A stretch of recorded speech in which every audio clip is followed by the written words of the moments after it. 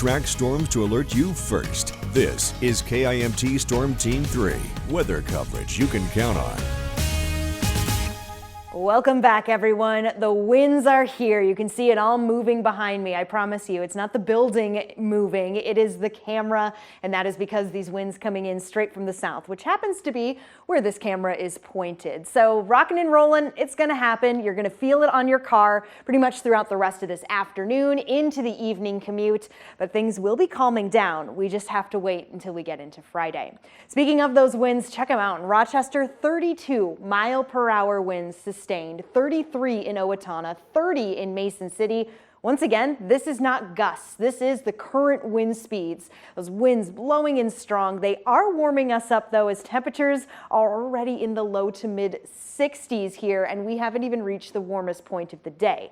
That's going to be interesting, though, because as these winds continue to blow strong for the rest of this afternoon, they will be settling down, but not by too much. During the evening commute, as I mentioned, we'll still be feeling them. It's not until these winds begin to change direction. You can see it here by the arrows. By 7 p.m., the winds are starting to come back from the northwest. There's a reason for that. We'll talk about it in just a moment, but first, this wind advisory does go until that 7 p.m. mark for pretty much all of us here around the area, all of us in this tan color, as gusts could reach up to 50 miles per hour today. That is a strong gust, my friends.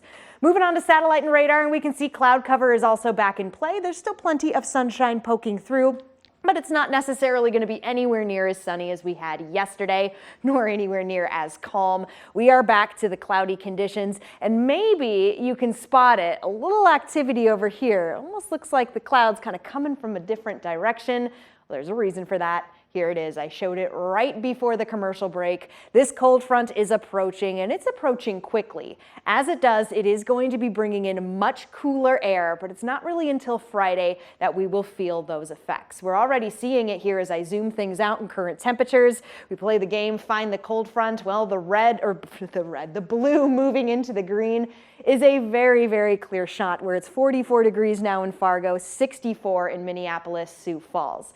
So that's what's coming our way. Again, it's going to take some time. So let's move time forward here on Sky Tracker 3. The clouds continue to increase. The winds still coming in strong. This is around 3 p.m., but you can easily see a different direction of those winds. So around 5 p.m.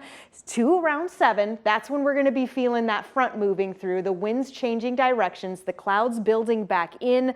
But again, it's not until we get into what's going to be a much sunnier Friday that things will be cooling down. So I still think it's going to be a great weekend to decorate.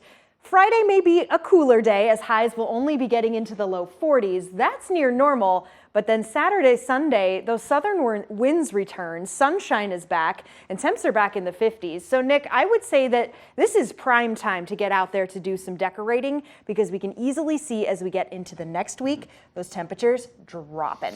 And I did see a few flakes on that planner there. Yeah, we'll be watching Tuesday morning. There's that possibility. Temperatures are going to be right around freezing point.